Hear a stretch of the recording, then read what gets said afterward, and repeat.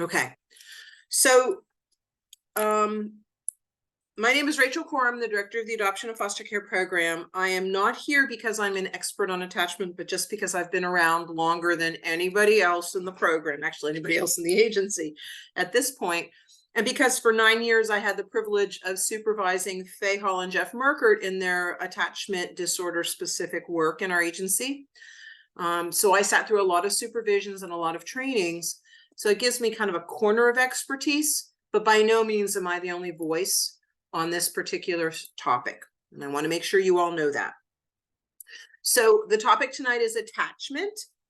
We are going to talk about RAD, but we're not going to only talk about RAD. We're going to talk about attachment and what is it, and how does it start, and what is it about. And then we're going to get into disorders that are about insecure attachments. And then we will move on from there. If you have questions, put them in the chat box. Aaliyah is my monitor, and she will make sure that I see them. But there's also going to be time at the end for questions and answers in case anybody has any of those. Okay, everybody ready? Okay. So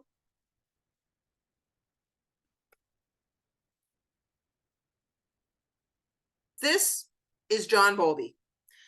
John Bowlby was a psychologist after World War II. And during World War II, he was in England. And during World War II, there were a lot of children who were separated from their parents, some because their parents were Jews in Germany and they were shipped to England for safekeeping, some because their parents were in the war effort and they were shipped off to the countryside to keep them safe. And he got very interested after the war about those children who handled this separation well and some who didn't. So he did evaluations of children, young children, 1 to 3 year olds. And what he did was he had mothers, because in those days only the mothers were at home with their children. He had mothers bring children into his lab voluntarily. He didn't know anything about them. They were just recruited. And he did what we call now the stranger activity, which is he would have a stranger sit with the mother and the child and play and talk. And then he would have the mother get up and leave the room. And he observed through a one-way glass the children's responses to the parent leaving. And from this, he developed theories about different attachment styles that children develop naturally. Now, we're not talking about a dysfunctional population, quote unquote. We're talking about regular people, full-time housewives with their children. And he did not get the results he expected. From it, he found that there were, in his day, 3 distinctive types of naturally developing attachment styles. We'll get to that. So this is what he kind of saw in his whole process, which is when the parent is there, the child feels very comfortable. And then something happens. The child lacks the attention. The parent leaves the room. And then the child expresses their needs. They might cry. They might go blank. They might go catatonic, whatever. They express their need through nonverbal communication. But when the parent came back in the room and the child saw the parent and was able to touch or be close to the parent, he saw the child calm down. We call this the attachment cycle. And again, he saw this in very young children, 2 and 3 year olds. And his theory was that this attachment cycle develops at a very young age with the mother. We don't call them mothers anymore. We call them primary caregivers, because we know that sometimes the fathers stay home and sometimes there are grandparents are the ones who keep the child early on. But we do talk about this arousal cycle. So this is the way it normally happens. Think about a baby. Many of you may have had babies come home from the hospital, maybe have cared for babies. A baby gets hungry and they cry. So they feel discomfort.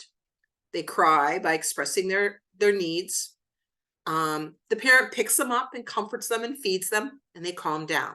The cycle repeats and it repeats and it repeats. And from this cycle, he theorized, children develop secure attachment. They know that when the child knows, the baby knows that when they're in a need, that a caregiver will meet that need It will relax them, will reduce their anxiety. Anxiety is a really key word here. It will reduce their anxiety, and when the parent meets their need, and then the child will feel comforted, and the child will feel connected emotionally to that parent who is meeting their needs. Okay. But we know that many of the children we encounter do not have this cycle. We know, and that's what John Bowlby also saw, with some of these children could not be comforted by the caregiver's return. The child would cry even when the parent returned to the room. And sometimes it was the parent's response, and sometimes it was the parent's affect, their emotions that they showed. And sometimes it was that the parent would walk back into the room and sit down and start talking to the other adult, the person doing the study, and not pay attention to the child. And that would disrupt the child. The child wasn't comforted. The child did not calm down. Their anxiety was not reduced, and they would ramp it up. They would keep crying. Sometimes when the parent walked back into the room, the child wouldn't care. They would not cry at the parent's disappearance. They would not be comforted at the child's return. This was also disruptive. The child would just go on playing by themselves. And sometimes the child would scream and cry when the parent left the room and the caregiver left the room. And when the parent came back, the comforting that the parent gave did not help, did not work for many reasons. So he recognized that this would then lead to a less secure attachment. This should look familiar to you if you've worked with foster children, that many of our children do not feel comforted by the presence of an adult. They do not respond or respond consistently. They may ramp up their cries and screams. And we're going to talk more about this. Not you, but often the birth parent caregivers of our foster and adoptive children failed to respond or respond in anger, resentment, or no response at all. You guys are with me so far? All right. So he saw this, and he said that babies are born with the drive to maintain both connection and distance. He knew that they wanted to be close and connected to the birth parent. But as they got older, we were talking about 2-year-olds here. We're not talking about 2-month-olds. They want to be able to use that invisible thread and get a little bit further away from their parents.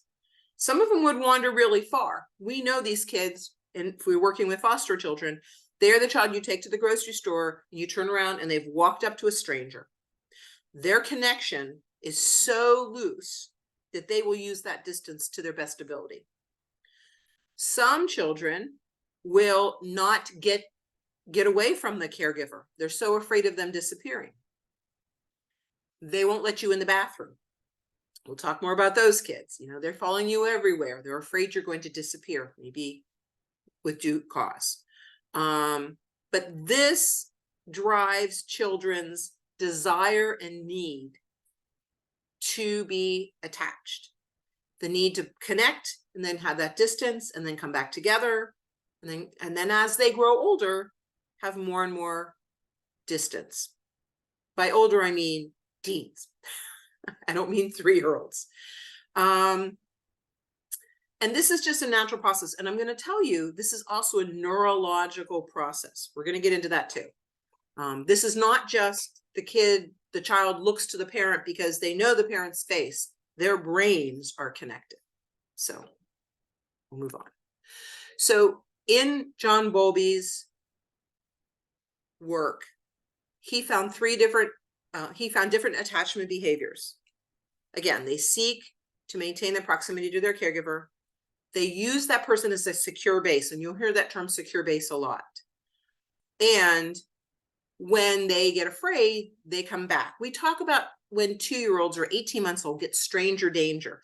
They're going along la-di-da-di-da, and then you as a caseworker or you go to the grocery store and somebody new comes up, or a new person enters your home, a neighbor maybe, or go to the doctor's office and they see somebody they don't know, and they're happy, and the minute they see this new person, they either look at their caregiver they're bonded to, or they run to their caregiver and hold on. We also see the behavior of young children who will hide behind a parent's legs They don't want to be physically close to a stranger. They want to be close to their caregiver. That's the person they're attached to. And when they feel safe and secure, they're going to wander a little further away, and then they're going to come back, and they're going to wander, and they're going to come back. Okay. So as in babies, again, this is a neurological process. When they feel safe, seen, and soothed by their caregivers, then their neurological systems encode the presence of their caregivers. And what is encoded in their neurological systems is the pattern that you're going to see when that child comes to live with you, or as that child becomes an adult. When a child's needs are met, when they start that cycle of attachment, and their needs arise, they start to cry because they're hungry or they're wet or they're bored or whatever, and you come and you take care of them, you meet their needs, and you do it in that voice, oh my God, what's the matter? Are you okay? And you hug and you squeeze and you take care of them. They internalize a message that says, I am worthy of caring. I am a good person. I'm a good whatever. Because when I have needs, my needs are met. And because of that, they grow up learning that caregivers are trustworthy. If I have a need, someone's going to take care of it. And again, when you're a baby, it might be change my diaper. When you're 5, it could be, I'm going to get praised for putting on my own pants. And when you're 17, it's going to be heard when you come to your parent with troubles. And that's all internalized. I'm good. I'm worth listening to. I'm worth paying attention to. I feel good about myself. And even further out than that the world is safe and predictable. Not that the world is safe and predictable, but they feel like their particular environment is safe and predictable. So these things in a healthy baby and a healthy bonded baby come together to create what we call secure attachment. So one of the other things that John Bowlby learned in his studies and other people who worked under him is babies aren't born attached. That first 6 weeks, babies will go to different attachment people, anybody who meets their needs. You pick up the baby, your husband picks up the baby, your oldest daughter picks up the baby, your neighbor comes and picks up the baby is going to respond as long as they're a caring person.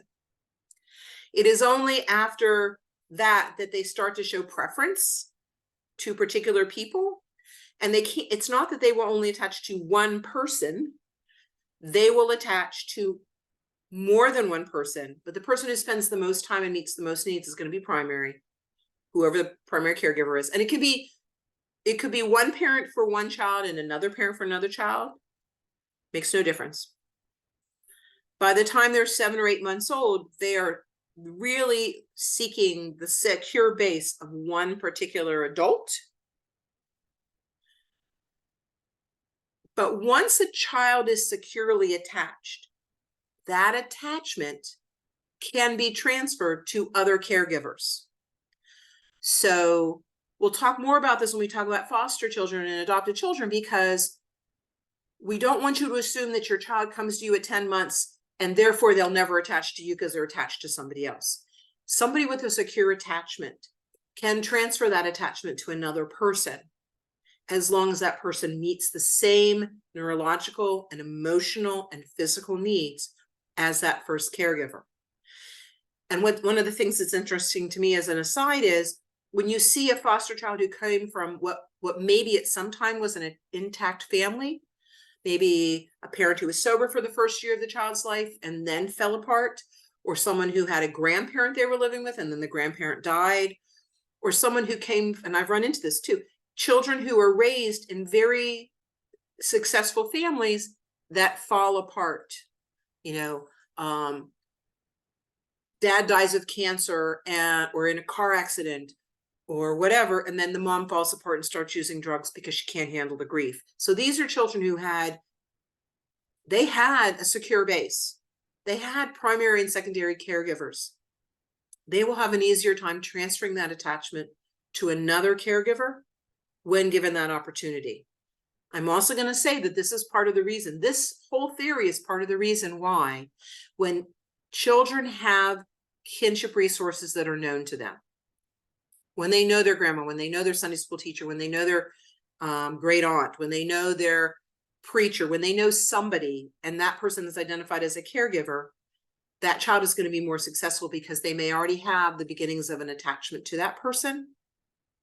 It's much harder when they're with people who they don't know at all. It takes longer. That's all.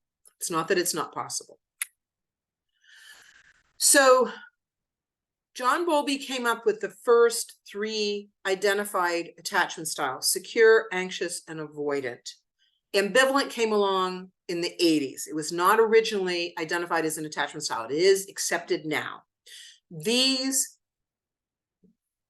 all people, both children and adults, will fall into one of these primary categories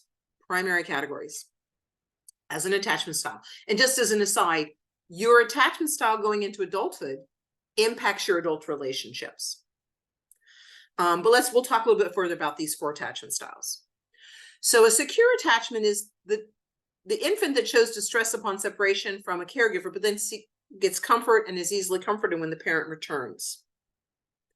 You will see this in older children, but they will come to you and ask your permission for something, or show you their school papers, or ask for your help. They are seeking comfort from distress. They're sharing, they feel connected to you. They want you to be part of their lives. They feel safe and secure with you. You take them to some place they've never been. You take them to court. You take them to Walmart, any place, a zoo, any place they've never been. Knoebels Grove, and they will be anxious, but being with you will help them feel comfort and secure. That is a secure attachment. Ignore my spelling. Attachment. Okay. So they think about 60% of the general population, not the foster care population, but in the general universe, about 60% of people have a secure attachment. Lucky us. The anxious or preoccupied attachment is the portion of children who experience greater levels of distress, and then when they return to the parent, they both seek comfort and they attempt to punish the parent for leaving, which may mean I'm not letting you out of my sight again. It may be clingy. This is the child who follows you to the bathroom. This is the child, when you take them to the grocery store, will hold on to your leg as you drag them around. This is the child who does not want to see you out of their sight. Now, if you think about the attachment cycle as an attachment that grows out of, I was distressed, my needs were not met, and so I'm scared that they're not going to be met again, then you see that this is often we see a lot of these children in foster care. They're so afraid of not having somebody be safe and secure for them that they're definitely not going to let you not take care of them. They're going to make their needs met, even if it's hard for you, even if it causes you distress, because they're not going to let you out of your sight. Okay. The third kind, the third predominant kind, which we see, is the avoidant or dismissive. They don't get distressed or have very little distress upon separation from the parents, and either ignore the parent upon reunifying or actively avoid the parent. We're much more likely to see this child. This is a child who has given up believing that adults are trustworthy, that adults will be there to take care of me, and that adults will meet my needs. So, avoidant, meaning I'm not going to attach to anybody else, because what's the point? The last people I attached to did not take care of my needs. Or dismissive. I don't care if you're taking care of my needs. I don't trust you're going to be there. That's like the 10-cent version of an avoidant dismissive child. These are children we're going to do more of our work with, because their brains have not learned that adults are safe people, that adults will meet their needs, that adults will reduce their anxiety, and adults will be there tomorrow to do the same thing over again. There are a lot of these children in the foster care system because of the behaviors of the birth parents and other caregivers in their lives or because they have had so many caregivers, particularly in that important period between 6 months and a year, that they could not trust that any one of them is going to be there the next day. Even if they were taking good care of them. If you were with grandma, and then 2 weeks later you're with great Aunt Susie, and then 2 weeks later you're with mom's new boyfriend, and then 2 weeks later you're with mom's sister, you know, like, if you cannot have one primary caregiver consistently taking care of you, their young brains soon learn adults are not to be trusted. They're not to be trusted. They're not going to consistently be there for me. They disappear. Remember, children at this age don't have what we call object constancy.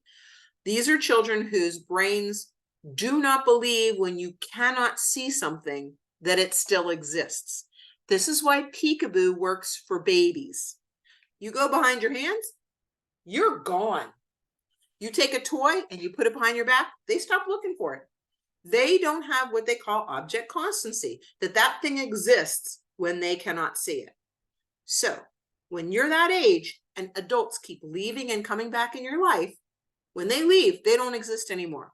When they come back, okay, that's good, but then they leave again. And their neurological development says, what's the point? Why should I attach myself to one of these people when they're going to disappear like a magician? And this is where we see a lot of our foster kids in this particular category. Now, the fourth one that they added after a lot more research, because remember, John Bowlby was working in the mid 40s and early 50s, was this what they call disorganized.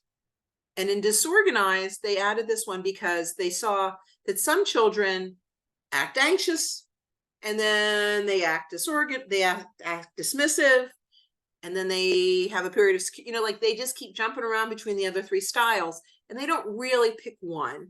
And again, we do see some of these kids in our foster homes and adoptive homes because they really haven't found one that is successful on a consistent basis and allows them to attach to an emotionally and physically available caregiver consistently enough to become securely attached.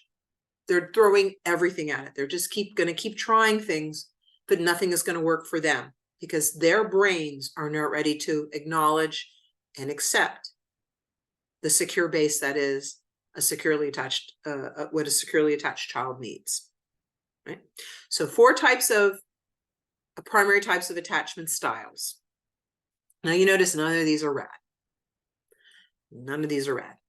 So, but these are, and I'm going to tell you that if you were to go out, if you go out to the internet and you Google adult attachment styles, you can get a very lovely free quiz that you answer like 20 questions and it'll tell you what your attachment style is. And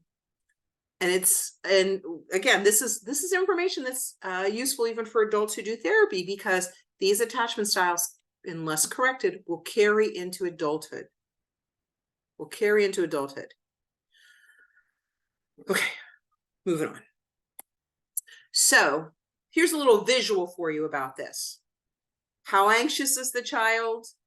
How avoidant is the child? So over here in your lower left, trying to think how you might see this, lower left quadrant, low anxiety, low avoidance, so see secure attachments.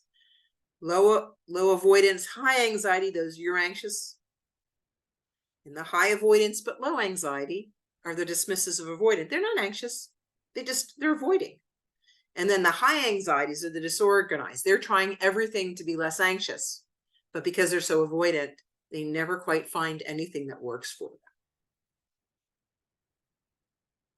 Anything so far? Are we still good? All right, good. Okay, so when I did this presentation, the suggestion came back to me from Kim, which was give them a continuum so they can kind of see what is it from the most secure to the most insecure. Okay, so secure attachments over here, and then what I've done is overlay it with the 4 diagnoses that I consider mental health diagnosis related to different styles of attachment. This is my opinion. This is my viewpoint of it from my years of work with kids. Because when we see our securely attached children in therapy, it's often because they've had a trauma. Their grandma died, their dog died, they got beat up at school, you know, active shooter drills, whatever it is, something has triggered them. But because they have a parent they're securely attached to, they have somebody they can process with.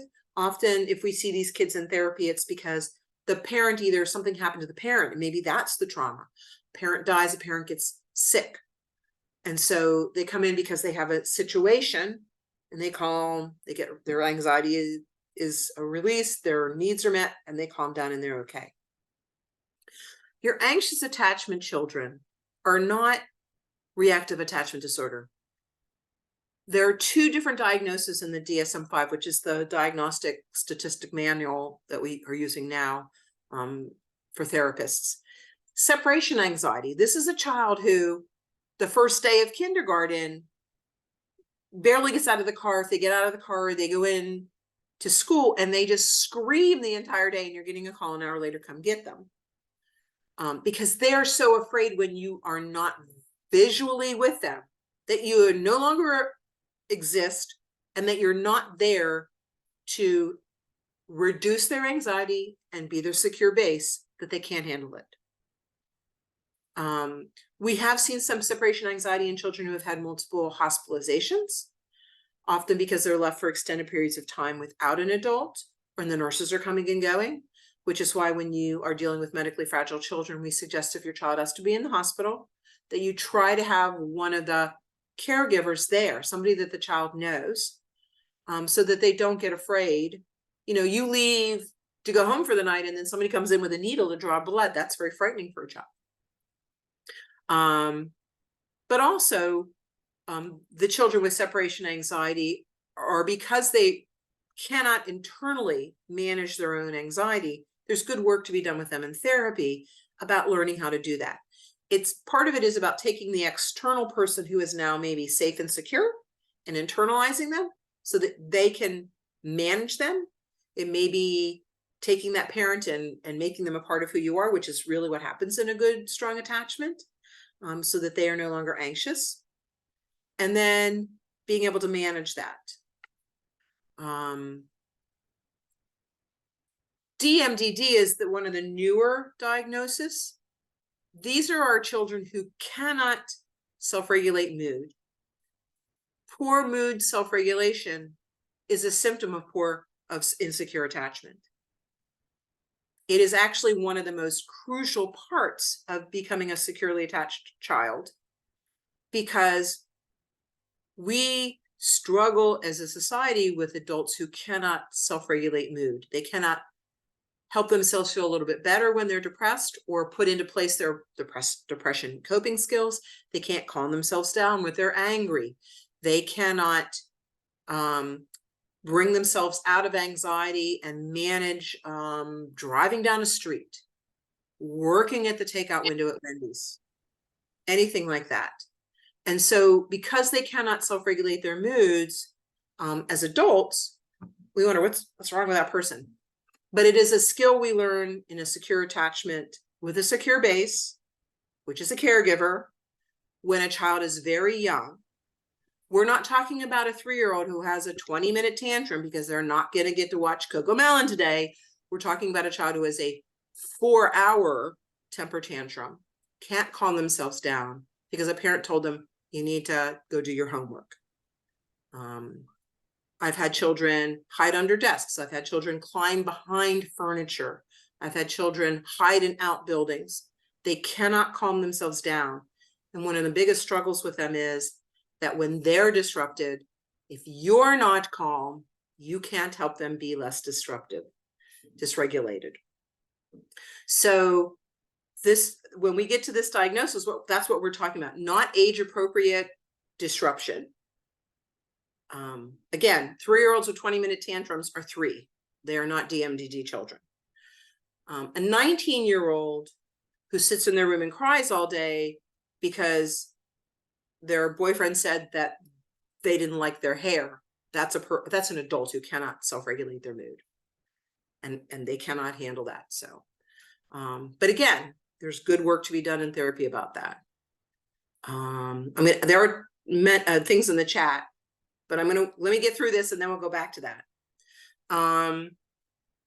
The child who has DMDD could be more anxious, could be more avoidant. Whatever it is, they don't have that secure base. They don't have that parent to help them learn how to self-regulate their mood. Whether they're too anxious, whether their caregiver's too anxious, or whether they just don't trust adults to help them, and therefore they can't learn how to self-regulate because they haven't learned how to co-regulate their mood. These children struggle at that point. There is a diagnosis called disinhibited social engagement disorder. These are your children who walk up to strangers in the mall.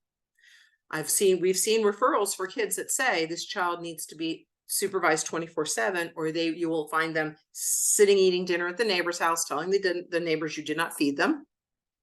Disinhibited, meaning they don't come back to their secure base. Everybody is their secure base. They do not have a primary attachment figure to help them be organized, to help their mood be regulated. So this happens somewhere between avoidant and disorganized attachment styles.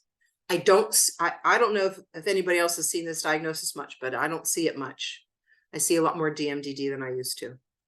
A child with an insecure attachment, a child who is any one of these three to the point where their behaviors are not able to be changed by the relationship with a caregiver, whether it's a foster parent, a birth parent, teacher, anybody. When their behaviors become disruptive, not only to them, but to their classrooms and their homes, and their behaviors are very clearly telling their caregivers, I don't trust you, I'm not going to listen to you, you have nothing you can say to me that is going to make a difference, and I don't believe that anything you're going to do is going to help me feel better. Now we're stepping into the reactive attachment disorder diagnosis. I'm going to pause here. Aaliyah, can you read those to me? Do you want me to read them? Yeah, it was just people saying who was here, if their husband was there or not. Yeah, you're good. All right, good. All right. I'm going to go back a step and make sure that you understand this thing about self-regulation and co-regulation.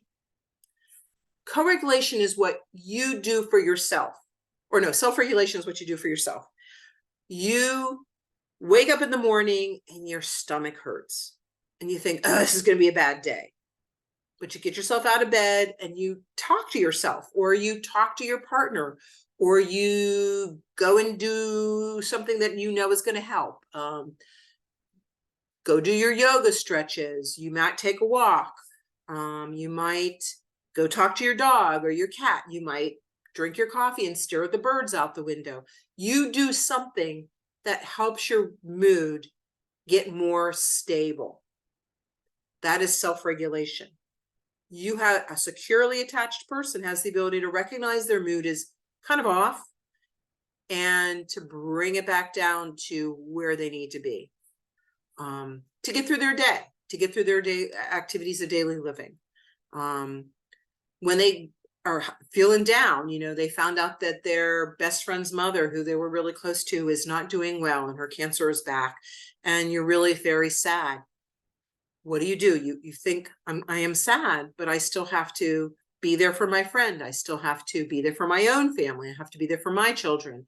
I have to do my job. And so I'm going to have to figure out how to manage, how to regulate that sadness and still get through things. When we dysregulate is when things feel out of control.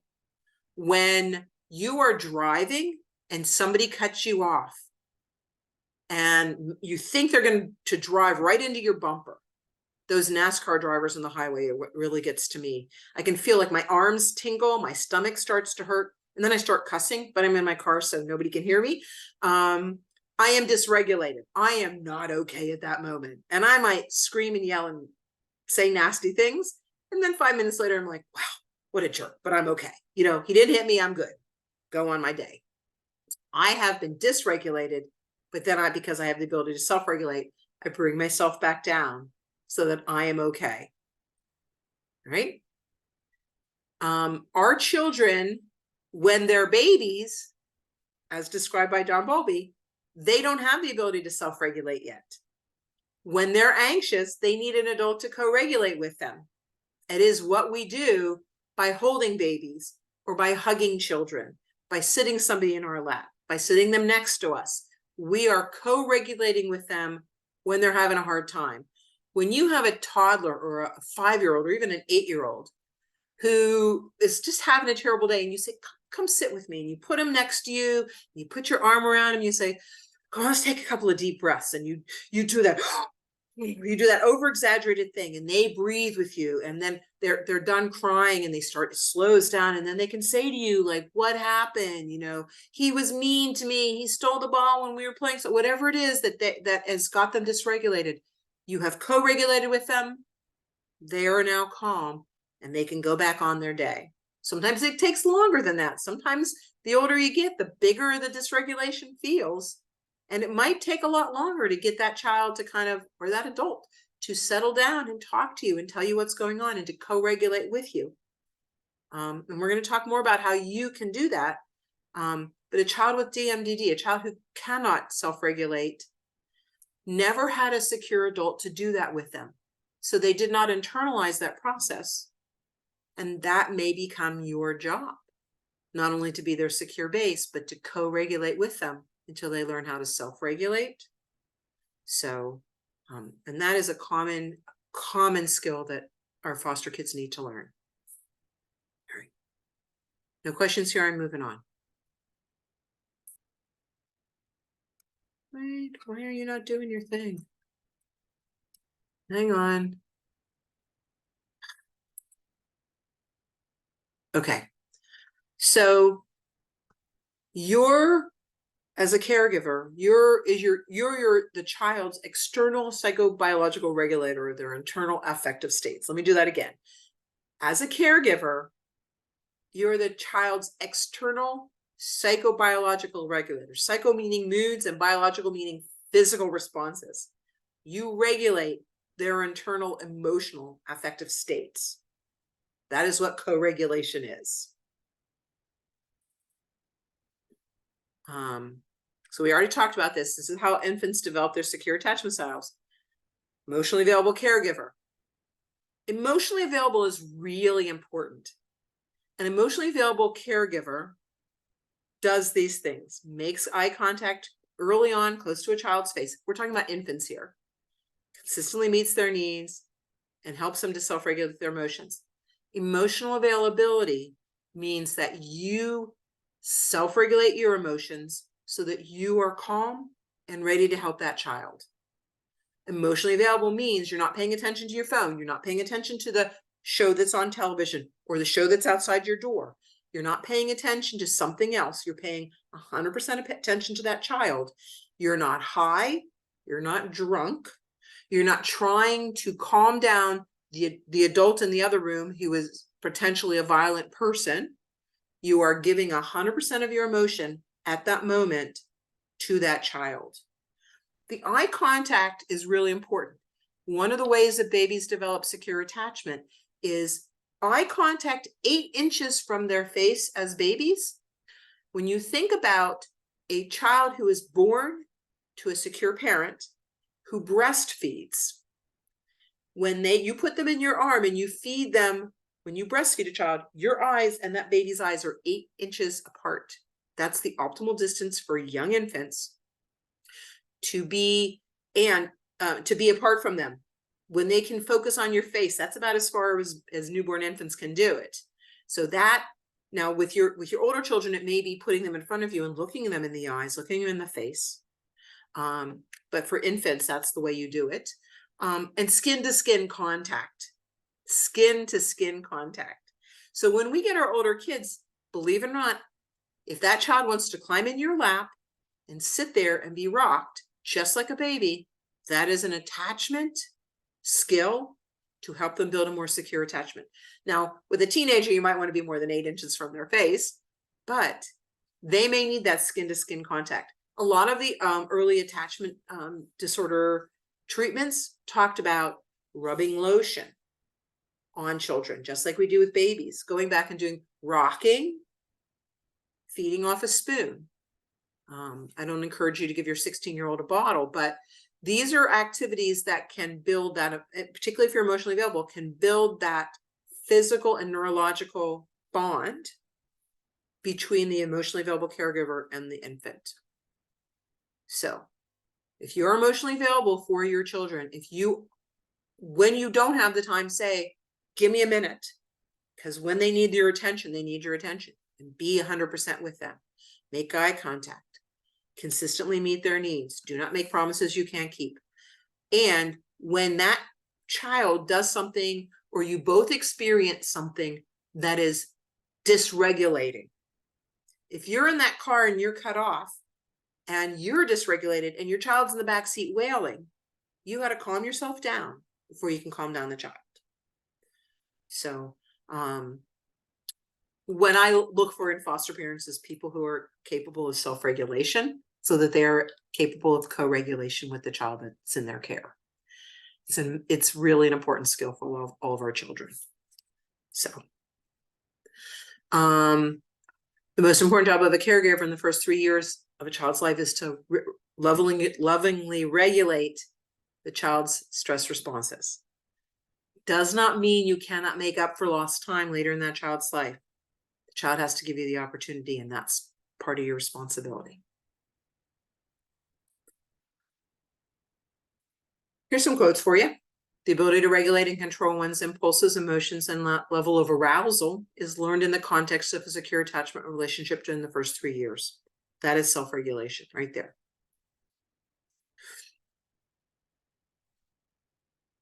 This is a lot of reading. I'm not going to read it to you. It is talking about neuroscience. This is talking about the brains. Children have brain circuitry to ensure attachment to their caregivers. Just take a minute and I'll let you read it.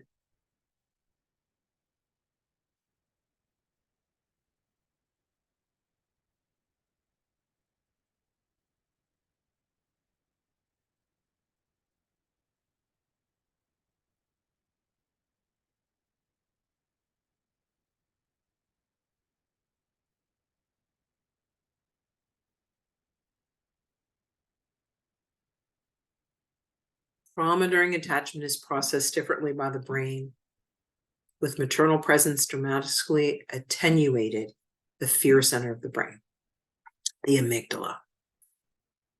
Right? That's why trauma sticks with you. Trauma changes how your brain functions, which is why it can interfere with attachment. Lily, I think I'm good to go on? Yes. You're the only person on my screen right now. That's all I'm saying.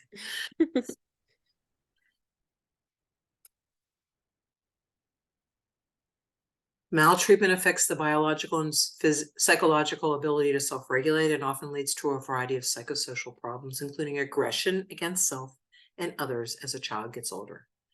There is even evidence that chronic stress experienced prenatally influences the biological development of stress reactivity and self-regulation later. When they talk about chronic stress prenatally, we are talking about substance abuse by a parent, alcohol use by a parent being homeless, a parent being in a violent environment like a jail or in a domestic violence relationship. When a pregnant woman is under stress and her body produces extra cortisol, which is a hormone that all of our bodies produce, it crosses the membranes and impacts the unborn child. So that child may come out being more challenged to attach even to an emotionally available and securely attached caregiver. So it doesn't have to happen after a child's born. It can happen before they're born, and that child can come out with stress reactions and with difficulty attaching. So think about a parent who's in a violent relationship, potentially homeless, maybe using drugs. Baby is born.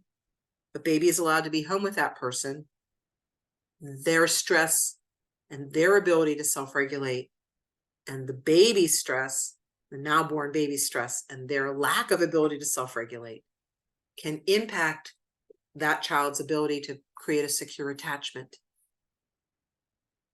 Which is why there are lots more programs these days to support newborn mothers of newborns, but also why sometimes when you get a child in care who's 6 or 8 or 12 or 14, 15 months old, who has been through maybe stress, their parent has not had the ability, because of their own stress reactions, to self-regulate and to co-regulate with that child may come in not knowing how to do it. We are taught how to feel, and we are often not taught how to feel by our primary caregivers, and this becomes ingrained throughout childhood and practiced throughout life.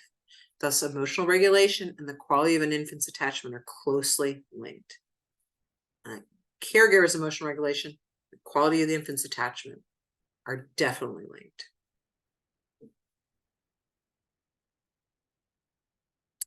So, I'm going to pause here for a second. I'm going to stop screen sharing for a second. I want to find out if anybody has any questions, because we're going to go into a case study and I'm going to need your participation. So I'm going to need people to talk, unmute yourself and talk, or put things in the chat box. And this does not count for staff. I'm going to take you through a case study, and at the end of each page, I'm going to say to you, what do you think is impacting this child in terms of their own ability to create a secure attachment? Okay.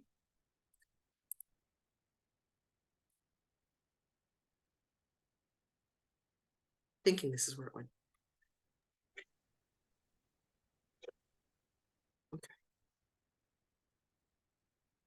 Okay. So this is a story. Names have been changed. Identifying information has been changed. So I'm going to tell you the story of Andy. So we're going back 9 years ago when he was 2 years old, and he was found wandering outside in a diaper without any supervision. And the person who sent the referral to Children's Youth said that his birth father could be heard screaming at the birth mother through the walls, and banging could be heard through the walls. There was a lot of traffic in and out of the house, and a smell emanated from the house. There were also concerns about the amount of food in the home, as Andy had been observed trying to eat cat food. There was also a baby in the house. They got a second referral soon after that Andy was sitting on a porch by himself wearing a diaper. He is 2. So what do you think Andy is experiencing, and what do you think he is learning?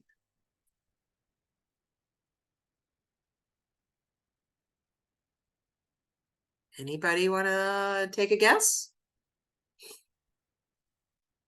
I think the lack of supervision would be one of the biggest things, because he's learning that he can pretty much do what he wants when he wants without anybody really intervening. So there's Okay. no safety for him. Safety. Good job. Like, no safety. Just it's trial and error type life. Mm-hmm. 2-year-olds don't really have the capacity to make those kind of safety decisions for themselves. Anybody else? Anything else that you guys think that Andy is experiencing at this point? Abuse and neglect. What kind of abuse? Well, I mean, it sounds like there's some sort of domestic, at least, abuse going on in the home. Maybe domestic violence? Violence, abuse of the wife. Mm-hmm. So whether he's, being abused or witnessing the abuse, the trauma is being created either way. Absolutely. Absolutely. And you said neglect. So Neglect. So other than the lack of supervision, are you getting anything? He's not being fed, most likely. And also, did it say he was dirty somewhere? Or Well, I there's mean, a I don't smell know coming from the house. So yeah. what the weather is outside, but Exactly. in a diaper. Okay, good. There's some things in the chat. We see fighting, somebody said, and somebody said Yep. food insecurity. Absolutely. Good job. You guys are picking it up. Paying attention. I like it. All right. So Later that year, there's another referral that the birth father, Andy, was arrested and charged with burglary. Heroin, empty packets, and needles were found within the children's reach. And he has several teeth that are rotting, and the birth mothers canceled all the medical appointments for him. He also had severe behavior problems and had threatened to kill a relative in the past. Mind you, Andy is now probably 3. So what is he experiencing now?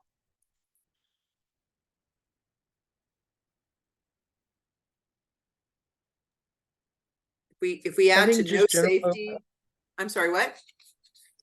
I was gonna say overall violence, Yep. probably to him and himself. And the other issue is, the drug interactions, because even just by association, it being in the house, he can get a secondhand, deliverance to his Mhm. body, from medical standpoint of it. Yep. If there's any heroin around, if he licks his hands or playing or whatever, that can also get into his system and cause brain injury. Oh, yeah, yeah, yeah. A kid died in New York last week from touching a children's mat in a daycare center that had fentanyl on it. A secured package of fentanyl. That's how bad it is. So absolutely, yes. Children should not be around drugs. Lots I of want to messages in the chat. Medical neglect, drug Medical neglect, exposure, drug dental exposure. neglect, Right. drug use. Yeah. Right. This several teeth that are rotting, this is a really common problem for our foster kids, where the parent, in order to shut the child up, just shoves a bottle at them. If they don't have money for milk, they might give them juice or soda, so that there's a constant layer of sugar on their gums. They might put them to sleep at night with a bottle it's got, like, high C in it, or some other sugary drink. And so the kids are caught, they don't brush their teeth, they don't take them to the dentist. And so their teeth, even their baby teeth, just immediately start rotting. Some of them become abscessed. We've had kids come into care with abscessed teeth. Like, they cry constantly, and you're like, what's going on? Well, it's because his teeth are rotting. So medical neglect, absolutely, you guys are good. And this whole thing about severe behavior problems and threatened to kill a relative in the past. Any thoughts about that? Where might he have gotten that from? He's probably maybe 3. Where do you learn to, like, threaten to kill a relative? I think that's just seeing violence from birth up. It's just a normal to him. And just the way we grew up knowing that it's a bad thing, he grew up thinking it's an okay thing. And Yeah. it's probably threats that he's heard from parent to Right. parent or parent to other people in the home. Right. And So they yeah, just it's he's repeating what he said. exactly. It's being modeled for him. Very good, Jean. Thanks for picking that up. There are more Rachel? things. No, oh, I'm sorry. Go Can I, can I Sure, chip Mary. in here? Sure. The previous slide, when he was first, there was the first referral, Uh-huh. walking around outside only in a diaper, sitting on the porch. He did not seem distressed or angry or scared. So he might have already been at the stage of, I'm on my own, I'll find some food, I'll scrounge. But then that next slide with the aggression or the behavior problems and threatening may have been when a relative kind of stepped in and tried to do some discipline or controlling his behavior, which is appropriate for, but he reacted badly because he already has the the style of, hey, I do this myself. Good. Thank you. It's Mary Tarbell's our play therapist, so she's giving a really good therapeutic explanation. Thank you. All right, I'm going to move on. So soon after that, Andy was placed in foster care for the first time, he and his brother. During his first day in foster care, the foster mother physically disciplined him because he had behavior problems. She slapped him on the face due to him acting out. So now what is he experiencing?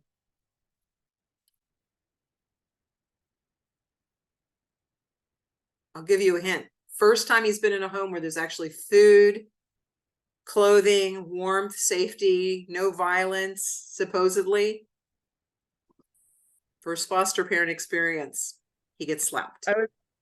I would say he thinks this is the norm then, whether he's with his family or whether he's with other people, that slapping and hitting isn't okay.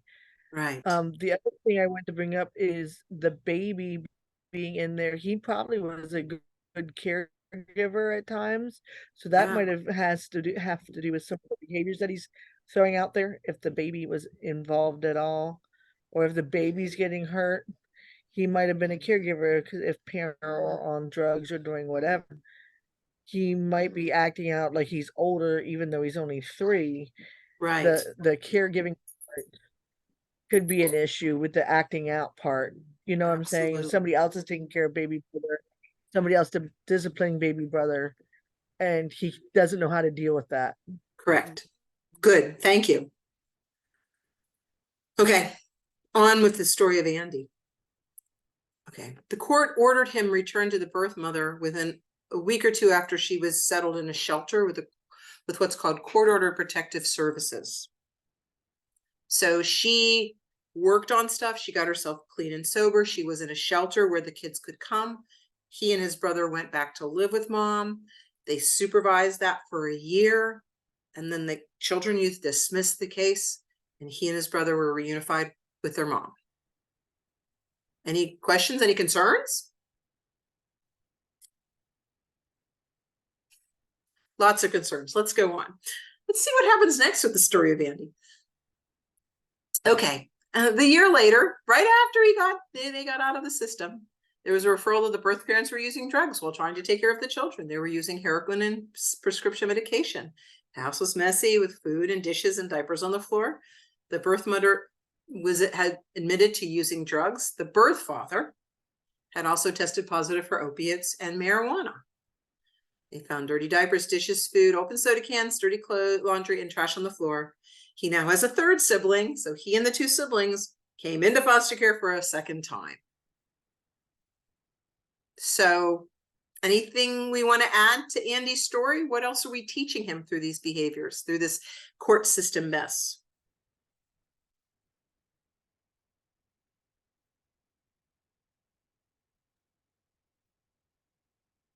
That there is no safe space, that There's no there's safe- nobody that's going to help him. He's just going to get put back into it over and over again. There is nobody that's really going to help him anymore. Right. And then he has the avid siblings, so it just teaches him to be more and more responsible. More and more Because responsible. adults can't take care of him. Adults have failed him over and over again. Right. And so we reunified this child with the birth mother and the birth father with the belief that she was clean and sober and was now a safe and emotionally available parent. It didn't take her long after they were reunified for the stress of parenting to 3 children now became too much for her, and she turned back to drugs. He turned to drugs, and she stopped doing her stuff. Okay? I have a quick question. Is that okay? Sure. No, of course, Maddie, go ahead. So the mother was in a shelter. Mm-hmm. The father was out of the picture then for a moment. At that moment, yes. Okay. So if the children are reunified with the mother, but the father is like abusive, but then the mother, I guess, goes back to the father, what is the obligation of children and youth? Once Children and Youth closes a case, they don't have any legal obligation unless they get another referral. Got it. But it didn't, what I'm telling you is it didn't take long. The kids weren't in care more than 6 months the first time. And this is a true story. I'm telling you, this is a true story. So, I believe it. yeah. And it didn't take her long after Children and Youth stopped supervising the case for her to slide back into her old pattern. We'll go on. So 2nd time, Andy and both 2 siblings now go into foster care. Mom got her act together. A year later, all 3 children return home.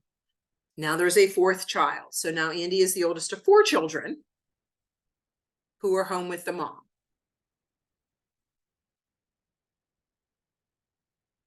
Any thoughts here? I mean, Gene Yoder's also already brought up twice that very clearly Andy would have been responsible even from a very young age in his younger brothers and sisters. Particularly when you have a single parent who is maybe clean and sober. I mean, this time they gave her a year, but he is the oldest of 4 children now. And so it is hard to imagine he doesn't have some parentified responsibilities. Parentified meaning he acts in the role of a parent, even though he's not old enough to be the children's parent.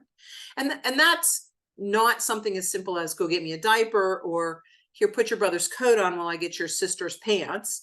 It is, here, I'm going to the store for 15 minutes. Will you watch them? 15 minutes being 15 minutes, whatever that means. Or get the kids up for school. I can't get out of bed this morning.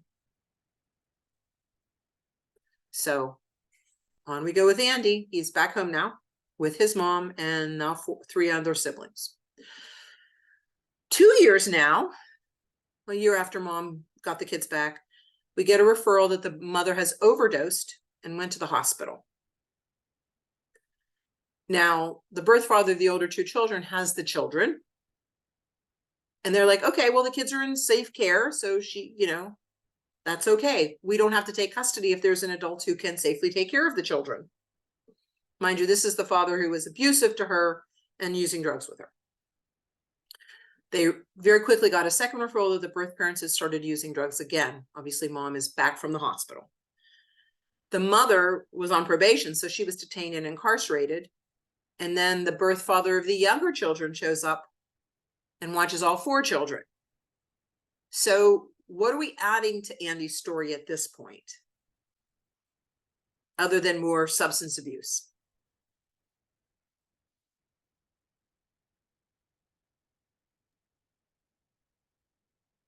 I think a lack of overall stability. Yeah, lack of stability. But I do have a question. How many times do these kids have to go through this? You'll find out. Just listen to the This story is not something new. It happens over and over and over again. Yes. And it destroys the children. Well, the So challenge is, the challenge is the way the laws are written. The way the laws are written give preference to the parents if the parents can show that they can hold it together. And sometimes it takes a long time to see the pattern, and the children are hurt by it. Absolutely. I mean, like, this is what, 4 times that this has been referred to, and children just keep on. Yes, he has already been in foster care. And this poor kid is already had a life. Exactly. Right. There's no stability, no life. No stability. He can't even go to school regularly because he's probably moved from home to home to home, even Well, in there's his that. own family. Well, I'm not sure that You there's know, many the- relatives. At this point, Right. yeah, The one thing I no, would, and I understand that. I'm Yeah. not judging or questioning. the one thing I want you to notice is the number of caregivers this child has had. His mother, his own birth father, his younger sibling's birth father, 1 set of foster parents, 2nd set of foster parents. Okay, so at least 5 sets of caregivers, if not more, because we don't know how many other adults are in and out of the birth mom's life. Okay. We also don't know how many foster parents because we have 4 kids. And so he's probably been separated at some point from his siblings. I think the And then first time he was with that's the first time he was with this brother, the second time he was with both of his younger brothers. But wait, there's more. Aaliyah, is there There's anything in the no- chat I need to know about? I'll go Somebody on. commented what you said about like more caregivers. Lauren said more adult Caregivers, men right. not related to Andy. We got lack of stability, the incarceration. Yeah. You're getting a sense of the pattern of this family functioning or dysfunctioning. Okay, let's go on. So in early 2018, the 4 children are reunified and released to the birth mother and the birth father of the younger 2 children. Okay. And then a few months later in June, the mother attempts to provide a drug screen to probation with fake urine and admitted heroin use, and she was jailed. So believe it or not, for various reasons that I won't share, the 2 birth fathers move into the house and take care of now 4 children. So luckily for Andy, he is with 2 fathers he knows, because one is his own and one is his younger siblings. And he knows both of them because he has lived at various times with them. But the only reason for it is because mom's in jail because she failed the drug screen. Okay. 3 months later, the two birth fathers called to ask for the 4 children to be placed into foster care. They had a physical altercation while high, and both agreed to enter drug treatment. Andy entered foster care for the 3rd time, and he was placed with kin, with relatives. Didn't last very long though. I'm just going to add one small thing that I didn't mention in this presentation. When the children youth workers showed up the 3rd time, Andy had a garbage bag with all his belongings in it, and he said, "I'm ready to go." I didn't know whether he kind of knew it was going that way, or whether he knew that this was not a safe place. But that is what he told children youth when they came to get him the 3rd time. All his belongings already packed in his garbage bag. So he went to live with his relatives, but he only lasted there a few months. Now, at the time he went to the relatives, he went with all 3 of his siblings. So let's pause there for a second. He's placed in relative foster care with all 3 younger siblings. It's a good thing. Is it good to be placed with your siblings? What would be the positives and what would be the challenges of that? Jean already talked about the problem of him being parentified. I think. Sorry. Go ahead, Mary. All four children may have different attachment styles and different experiences that, you're not parenting 4 secure children, you're parenting the whole Yes. range. And yeah. That's a really good point. Just because 4 children experience the same trauma and the same loss doesn't mean that they have developed the same attachment style and therefore need the same kind of parenting and interventions. Yes. So a few months later, anybody else want to say anything? Okay. A few months later, he was removed to a new foster home. The next month, he made a suicidal gesture at his after-school program. So now what are we seeing? What is this child's view of the world? What is his view of all the adults around him? That he would think it would be better to be dead. I think he's probably thinking it's all his fault. If he could have been a better caterer, he could have done something different. He would have been able to save his brothers. Right. That's a lot of responsibility, especially if he's parenting them and he was removed out of the home. He can't see that they're safe and that they're okay.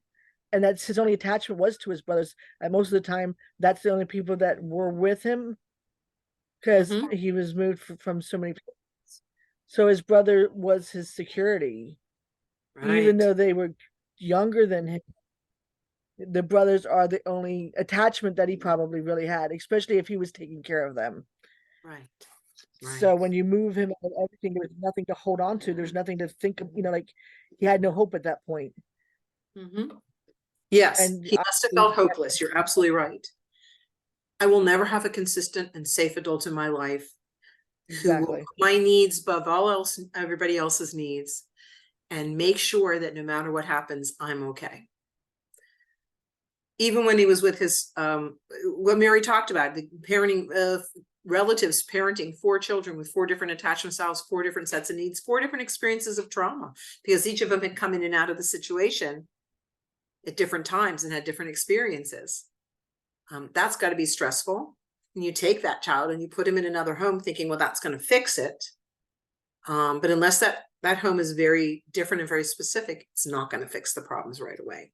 He hasn't been with anybody long enough to develop a secure attachment. Because even when he's been in and out of the care of his birth mother, the person he's been with the most, she has not been an emotionally available caregiver, because it appears that soon after she has him back with her, she relapses repeatedly, so that she's constantly getting involved in substance abuse again. So she's not emotionally available. Substance abuse makes you socially, emotionally unavailable. So 2020, the court says we should seek permanency for this child. He doesn't have an identified resource. When we talk to the foster family and say, what are his current behaviors, so that we can find a family who may be appropriate for him. He struggles with his peer relationships once he starts school. He's using bad words. He says mean things and threatens to harm kids in aftercare. He has trouble understanding that his actions have consequences. In school, he's often struggled with destruction of property. He has clogged toilets, vandalized school property, stolen an item from another student, items from the school, and at his foster home. In the foster home, he's aggressive towards his brother, who is a trigger for him. Okay? So if you were to get this description of a child in need of a permanent placement, would you even consider him? This does not sound like a child who is ready to be in a family with other children. Each of these things are what we would call negative attention-seeking behaviors, what Karen Purvis might call attention connecting. Karen Purvis says that attention-seeking is connection-seeking, meaning that child does not know how to connect with a healthy adult. He only knows how to get attention through negative behaviors. It has worked for him. It has worked for him when he is one of 4 children. It has worked for him when he's one of 6 children. It has worked for him when his parents are strung out on heroin. When you behave badly, somebody notices. They don't notice when you behave well. So here he very clearly is using all the tools in his toolbox to try to push adults away because they're not to be trusted. No adult has been trustworthy and consistent for him in his entire young life. Nobody. We're talking he's 9 years old at this point. So he does all the things he knows is going to keep people at arm's distance. And he is clearly developing a reactive attachment disorder. He does not want to be secure. He doesn't know what security feels like. He has never had a consistent, emotionally available adult who can self-regulate when he acts bad and therefore model for him how to do it, as well as co-regulate with him. He has been bouncing from home to home to home. In the foster home, he's aggressive towards his brother. His brother reminds him of his abuse and his neglect. And his brother, who is never the big brother, does not have the same kind of behavior issues or mental health issues that Andy does. And therefore, just being with him when he is being treated probably differently by the foster parents is triggering Andy into his negative behaviors. The county places him in a mental health assessment program. These are usually 45 to 60-day programs where they do observation, they do a full psychiatric, psychological, educational testing, physical testing. Is there a physical reason for these issues? I also want you to notice the time is 2020. He is placed in a mental health assessment program during COVID, when no visitation can occur, and when any family who was interested in presenting for Andy could not see him in person. At times was not even allowed on grounds of his mental health assessment program. So, really bad time to be looking for permanency. Possibly the worst in the last 100 years. So, but he's in this assessment program. What do you think is going to happen now? If you were the person, if you were the family presenting as a permanency resource for Andy, what would you want? What would you want to do with him? What services would you want? What would you as a foster parent or a pre-adoptive parent do for Andy that might impact his current and future functioning and mental health? Anybody have any ideas? He would definitely need therapy, like at minimum. Definitely weekly. needs therapy. Absolutely. Absolutely. Not just him having therapy, whatever family he's with that should have family therapy. Absolutely. To work on working on his anger management, how to handle it. I think the other issue is to continue with some kind of depending on some kind of medical besides therapy, that if he has a major outbreak that they can call and get him like immediate emergency type services. Right. That takes months and months to even line up. So Right. with him being in an institution or a place now, get that lined up before you ever get him out of there. It's easier Okay. to do it. So what you're talking about is kind of like family-based, where there are 2 family therapists who come into your home, but they're available 24/7 in case of a crisis, like a need for hospitalization or assessment for hospitalization. And you're right, there's a wait list for that. But I've often seen adoptive kids move to the top of the list with a little advocacy from an agency. But that's probably the biggest, the most high level in-home mental health service that's available is family-based mental health. Anybody else have thoughts?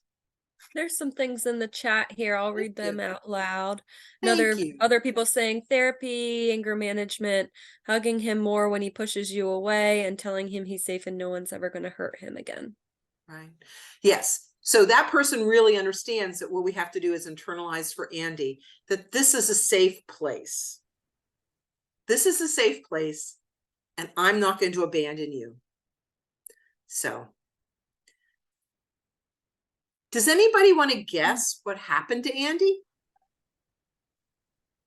Remember, mental health treatment program, kid with a growing attachment disorder in the middle of a quarantine, separated from his siblings. Where do you think he is today?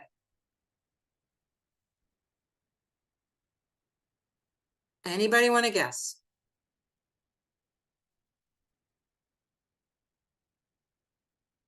Somebody said group home, prayerfully home? family, RTF, RTF, preferably family, right? another group home. Okay. This is Andy. This is Andy today in his adoptive home, eating a bagel. With his permission, I share this picture with you. Andy is not his real name. Andy was very lucky. This is the kind of kid that when you see them on the Pennsylvania Adoption Exchange, it says only or youngest. And a lot of people see that and they say, oh, that kid must be a sexual offender. No, with a kid like Andy, they need to be the youngest or they need to be the only child so that they get the attention that they need. Part of the problem in his previous foster home was he's kind of this lanky preteen and he's got this cute little brother. And let me tell you, when you place these kids who are really troubled and have been parentified with lots of younger siblings, often what happens is those siblings who are adorable and well-behaved get all the attention. He needed to be where he was going to get a lot of attention.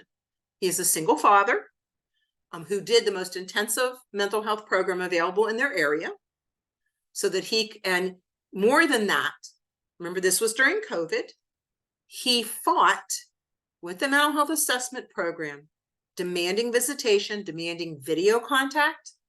He fought for Andy even before Andy came to his home. After talking to him, he said, this is my son and I need to bring him home. And that advocacy for this child with the mental health system allowed that child to be sprung from the mental health system to his home. And that speaks volumes to a child, to know that somebody saw them, didn't just see them, but really saw them and fought for them to be with them and made them a promise that you're never leaving here again, no matter what happens. He homeschooled him. Of course, it was during COVID still, but he homeschooled him for the first year because he wanted to give him a lot of attention. And this adoptive parent was able to be at home and work from home. And so he gave Andy a huge amount of attention until Andy was able to learn to trust adults. And then he was able to be adopted. What I'm trying to tell you is that these children are not hopeless. They take a huge amount of commitment and a huge amount of time, but they are worth it because they can become the kind of adults we want all of our children to be. Independent and well-mannered. I'm going to keep going. So, our biological imperative is to connect with others. Humans are not able to flourish without that connection. That's what Andy needed. He needed a connection that wasn't going to be pulled apart. Not by drugs, not by jail, and not by abandonment, not by people saying, you're too bad, I can't keep you, and you have to go. So these are all the disruptors. You guys mentioned all of them: parental substance abuse, parental untreated mental health, parental trauma related to the child's conception. This is one we don't run into all the time, but we do have people who are raped, and that's the cause of the pregnancy, or women who become pregnant thinking they're going to be supported by a family, supported by a boyfriend, supported by somebody, and then that person walks away from them. And that can really disrupt and create trauma around the child's birth. So can domestic violence in that relationship. Divorce can be a disruptor. Parents who can't stay together and a parent disappears. Separation from the primary caregiver, such as a long incarceration, deployment. So these are not necessarily abuse and neglect issues. Immigration, where families are separated, long-term hospitalization of a parent, prolonged illness of the child, especially those related to long-term hospitalizations, lack of primary caregiver during the first 3 years, or having multiple caregivers. These all disrupt the child's development of secure attachment. It prevents that cycle from working the way it's supposed to, where a child has a need and expresses that need, and that child is met. That need is met and the child's anxiety is reduced. Okay. So these are things that foster parents and birth parents do that do not work. Raising your voice will not. This is a trigger for trauma. Raise your hands when the child is upset. In other words, you dysregulate because your child's dysregulating. Our favorite, taking it personally. When the child is screaming, you're not my mother, or you can't tell me what to do, and you say, I can make you, you're taking it personally. Generally, what the child is lashing out at is not you, but some other parent who is not a caregiver to the quality that you are. It doesn't work for you to struggle to self-calm or self-regulate your own emotions. So if that is an issue for you, now is the time to work on it before you have a lot of kids placed in your home. Behavior charts do not work, and neither do delayed gratification systems. A behavior chart is where you get a star every day if you do something you're supposed to. The problem is that these kids do not trust you're going to give them the reward, or that you're going to even notice that tomorrow they did their homework. Behavior charts do not work for kids with do not have secure attachments. Behavior charts work for kids with secure attachments because they want to please you. That's what securely attached children do. They don't like it when you don't pay attention and you don't give them high fives and hugs and kisses and everything. So they will correct their behavior to get that gold star because they want to please you. A child who's not securely attached will not do that. Delayed gratification is, again, the adults are lying. You told me if I got 5 stars this week that I was going to get to play my game for an hour. And now you're telling me I have to wait till tomorrow. Well, you're a liar and I'm done. You're going to see that behavior kick back on you. Or you get, if you do X, Y, and Z, next week we'll give you a prize. Doesn't work. Again, they don't trust adults. If they don't trust you, they're not going to wait for you.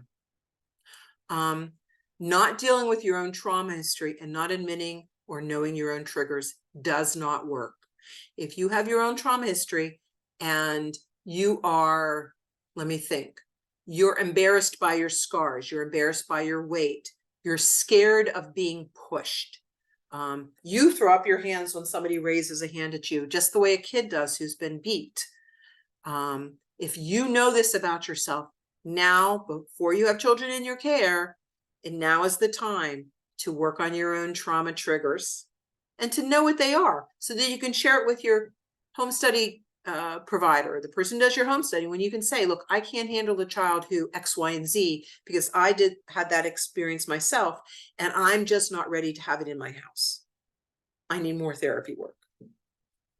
It does not work to be inconsistent.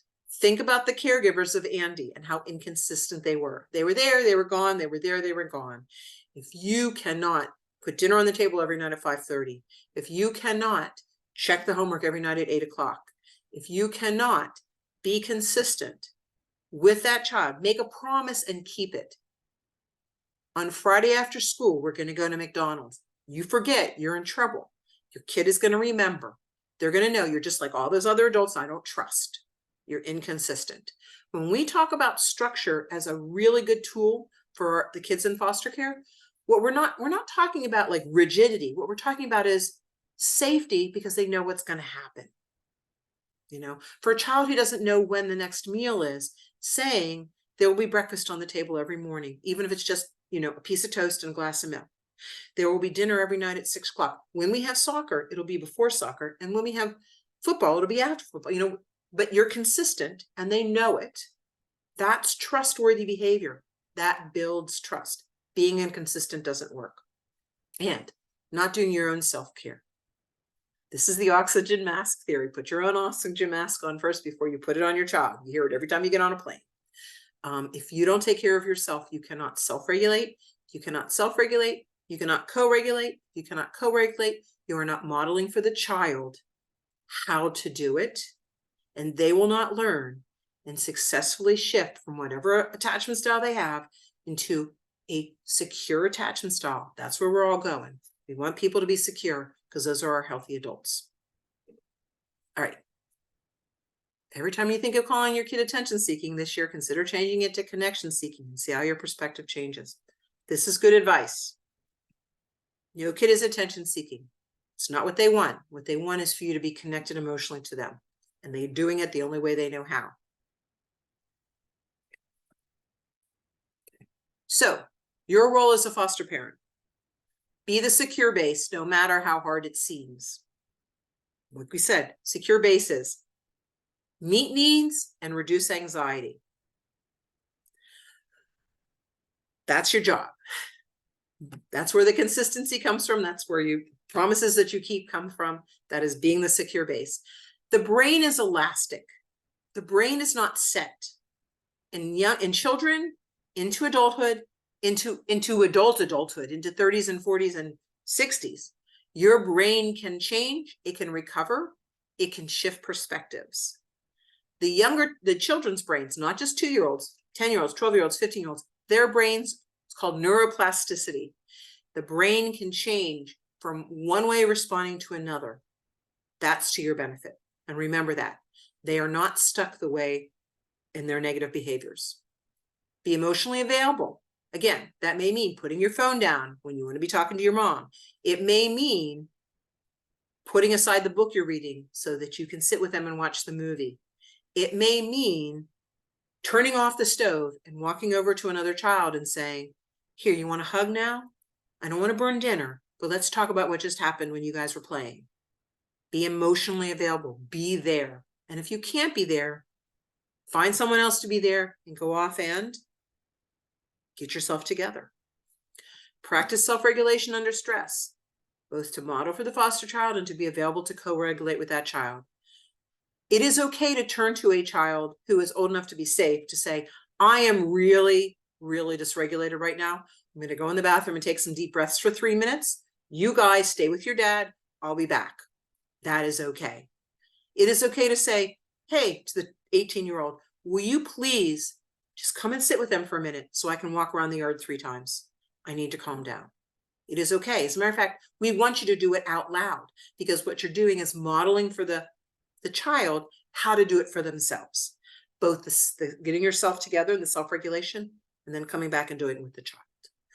YouTube is quit taking it personally. If you've ever received one of our foster parent kits, it includes a Q-tip. It is to remind you to quit taking it personally. Enough said. Keep your promises and be trustworthy. Remember, these kids are not securely attached because the adults around them were not trustworthy.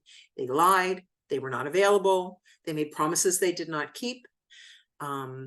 This is not what builds strong attachments. Keep your promises and be trustworthy. The list goes on. Reparenting. Reparenting is what I talked about earlier, what a parent does for an infant, including rocking, holding, feeding, and talking to them in that soft cooing way. You can do that. If the child will allow you, you can do it. You can do it with an adult.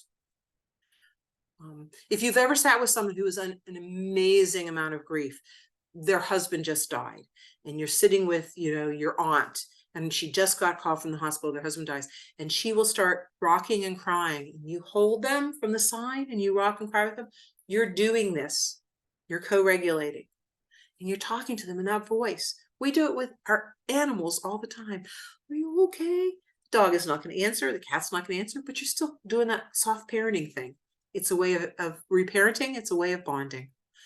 Remember that we parent to the child's present developmental age, not their chronological age. This is a really important one too. When your 12-year-old has a temper tantrum and they are stomping their feet and crying, it's not fair. They are not 12, they are 3. So do not try to talk sense to them like you would a 12-year-old. You parent the child's developmental age, not their chronological age. When they're doing that, you treat them like they're 3 and you say, oh, honey, I know it's so sad.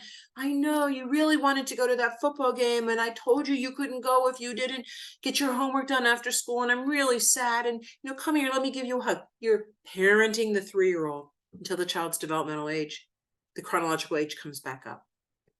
Okay? Role model how to self-regulate by talking out loud as you go through it when you're upset. That's what I told you before you're doing when you say to the child, I'm really having a hard time right now. Would you please watch these kids so I can go walk around the yard 3 times and calm down? You're modeling your self-regulation. Do it out loud. Many of our children don't use certain behaviors because they don't know. And the only way they're going to learn is by seeing you do it and hearing you do it. So be their role model. Dan Hughes is one of my favorite attachment disorder treatment guys. And he has a thing called PACE. Be playful, accepting, curious, and empathetic. PACE. Playful, accepting, curious, and empathetic. If you put Dan Hughes and PACE in your Google screen, you will get to this. What he says is, you do not have to be, stop crying. You can be playful. I remember when I was a child, and I would come in the house and I'd be like crying, holding up my finger, and I've got like a splinter, and my mom's like, oh my God, we're gonna have to amputate. You think it's the elbow or the shoulder? I'd be laughing in a minute. I was done having my little crying fit. Then my mom would say, okay, let's go take a look at it and let's get that splinter out there and we'll get a bandage on it and I'll kiss it and make it better. That playful completely throws kids off. Accepting just means that whatever they're telling you, you say, oh, that's really sad. Really sorry to hear that. Boy, that makes me angry. Boy, that makes me jealous. Whatever it is, you accept what they're saying. Curiosity is when you want to know more. Tell me what really happened. Tell me what he said to you that was so mean that it made you cry. Empathetic is when you feel what they're feeling. If your kid is crying and it's really got a reason to be crying, cry with them. It's okay. That means that you're showing him that you know how he feels or she feels. It's not enough to say, you look sad. Sometimes you need to cry with people. One of our recommendations is always time in versus time out. When you have a child who's not securely attached and you say, go to your room, they're like, yay, I don't have to deal with the parents. I don't have to deal with the caregiver. I get a relief from having to be with a person I'm supposed to be practicing being emotionally connected to. Time out doesn't teach them how their behaviors impact you. Time in is a better method for kids who are not securely attached. You're showing me that you're really having a hard time with the fact that the other kids get to go to the park and you can't because you didn't do your homework. So why don't you sit next to me and let's do this together? I see that you're having trouble with this grocery store following my directions. So why don't you come and hold the handle of the cart with me? You stay here with me and we'll push it together until I can trust that you're going to be okay if you wander off, and you won't wander off. Time in versus time out. We can talk more about this if you want to know more at another time. Ooh, I'm 5 minutes over. Okay. Remember that once a child has a secure attachment style, they can transfer it to other people and carry it into adult life. Your goal, if you're going to keep this child with you, or even if that child's going to reunify, but they're going to reunify hopefully with a healthier adult or a relative, a kinship resource. You want to help them be as secure as possible, because then if they become securely attached to you, they can become securely attached to grandma when she comes from Florida to take the kid home. They can become securely attached to the adoptive family they're going to. They can become securely attached to a boyfriend or a girlfriend in adulthood and be successful as parents. Securely attached children become securely attached parents, and they become healthier, more stable, and less abusive parents. I'm not going to read this to you. This is a whole bunch of tips here. I'll give you a minute to look at it yourself. This is on Adopt US Kids. You can get to this yourself. All you have to do is go to Adopt US Kids, and you have this thing that tells you, oops, wait a minute, I didn't mean to do that for you. Sorry. Tips for parenting. You can find this on your own. My favorite is leaving surprise messages. Putting something in their lunchboxes. I'm thinking about you today. I hope that test goes okay.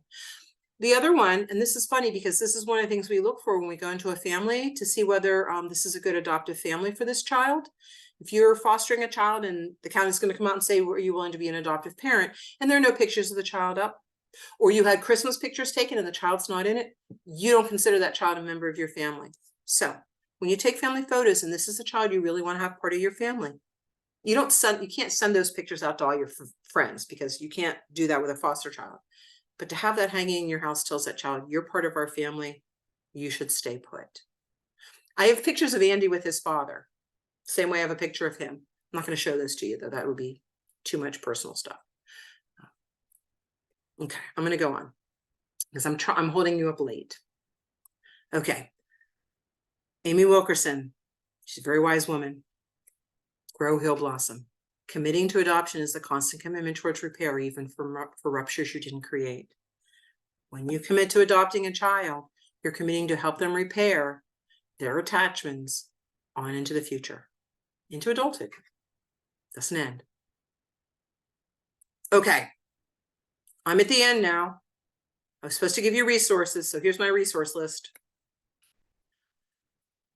Karen Purvis has a program called oh, good Lord. What's it called? I feel really bad now. It just flew out of my head. It's called TBRI, Trust-Based Relational Intervention. Trust-based. I got it. I have the link here, Kim. Don't worry. I know, but I can send the PowerPoint if you want to everyone. If people want it, I can. Yep. I'm sorry. I just couldn't remember what TBRI is. I know it, but I can remember. Childwelfare.gov has information on their sheets about issues related to foster care and adoption. Adopt US Kids has. I showed you one of the pages from Adopt US Kids. Creatingafamily.org also has really good information. It is created by a person who is adopted from foster care. We used a lot of slides from Mona Delahook, who is one of Kim's favorite presenters. So we suggest that you go look at monadelahook.com, and PACE, which is Dan Hughes' stuff. This can go out to people who want it.